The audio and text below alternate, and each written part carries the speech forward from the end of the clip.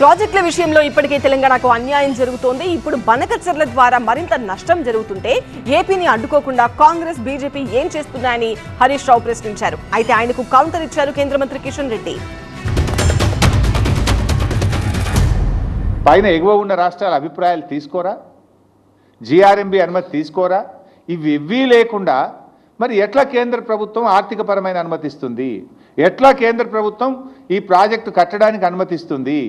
మరి కేంద్రం అనుమతిస్తుంటే ఆ ప్రభుత్వంలో ఉన్న కిషన్ రెడ్డి, బండి సంజయ్లు ఎందుకు మౌనంగా ఉంటున్నారు?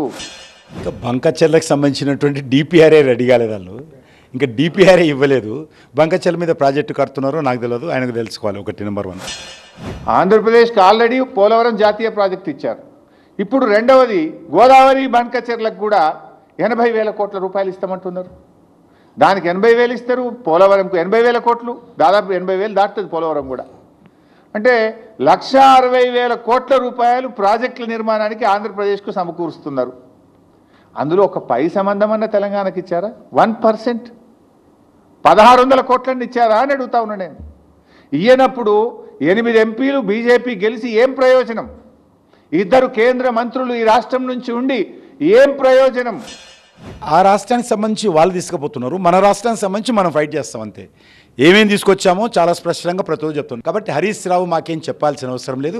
ఖచ్చితంగా తెలంగాణ రాష్ట్రానికి అన్యాయం జరగకుండా చూడాల్సిన బాధ్యత మాది, చూస్తాము. దానికి హరీష్ రావు యొక్క మాటలు అవసరం లేదు. మీరున్నది పదవులు అనుభవించడానికా, ప్రజలకు సేవ చేయడానికా? ఈ రాష్ట్ర హక్కులు కాపాడడానికా? ఈ రాష్ట్ర హక్కులు హరిస్తుంటే కళ్ళు మూసుకొని కూర్చోవడానికి ఉన్నారా అని చెప్పి నేను అడుగుతా ఉన్నా. ఇలా బీజేపీ తెలంగాణకు ద్రోహం చేస్తూ ఉంది. ఈ రాష్ట్రంలో బనకచెర్ల విషయంలో కావచ్చు, లేకపోతే మరి పోలవరం విషయంలో కావచ్చు, సాగునీటి ప్రాజెక్టుల విషయంలో కావచ్చు, తెలంగాణ అభివృద్ధి విషయంలో కావచ్చు, తెలంగాణకు నిధుల కేటాయింపుల విషయంలో కావచ్చు, నష్టం జరిగింది అంటే దానికి పూర్తి బాధ్యత కాంగ్రెస్ పార్టీ, బీఆర్ఎస్ పార్టీది. మేము ఎప్పుడు అధికారంలో లేము.